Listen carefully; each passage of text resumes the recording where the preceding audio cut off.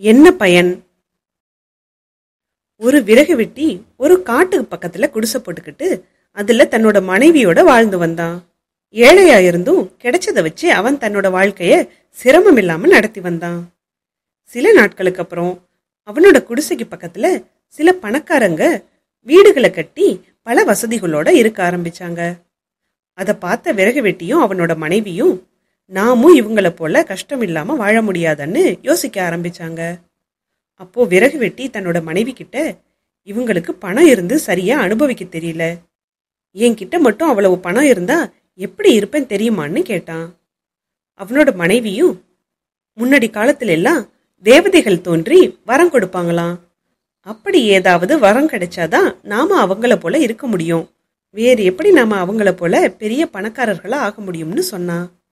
அவ இப்படி சொல்லி முடிச்சதுமே அவங்க முன்னாடி ஒரு தேவதை தோன்றி, நீங்க ஏதோ வரம் வேணும்னு கவலைப்படுறதா தெரியுது, நான் உங்களுக்கு 3 வரங்கள் கொடுக்கறேன், அதால திருப்தி அடைஞ்சிருங்க, ஒவ்வொரு வரமும் நீங்க விரும்பியதை கொடுக்கும், ஆனா 3 முறை தான் பழிக்கும்னு சொல்லி 3 வரங்களை கொடுத்துட்டு போனுது. கணவனும் மனைவியும் ரொம்ப நேரம் யோசிச்சுட்டு நமக்கு என்ன வேணும்னு நிதானமா யோசிக்கலாம்னு தீர்மானிச்சாங்க. அவனோட மனைவியும், சரி நான் போய் சமையல கவனிக்கிறேன்னு சொல்லி எழுந்து போனான்.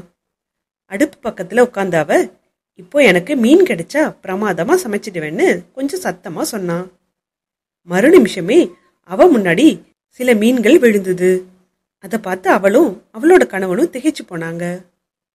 கணவன் அப்போ, நீ மீன் வேணும்னு நினைச்சு தேவதை கொடுத்த 3 வரங்கள்ல ஒன்ன வீணாக்கிட்ட, இப்படியெல்லாம் முட்டாள்தனமா நினைக்கிறத விட இந்த மீன்கள் எல்லாம் ஒரு மாலையா உன்னோட கழுத்துல இருந்தா ரொம்ப நல்லா இருக்கும்னு காரசாரமாவே சொன்னான்.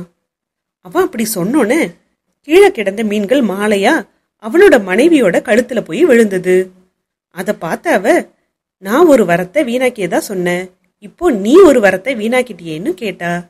அவ அந்த மாலைய கலற்றி எடுக்க முயற்சி பண்ணா, ஆனா மீன் மாலைய கலட்டதான் முடியல.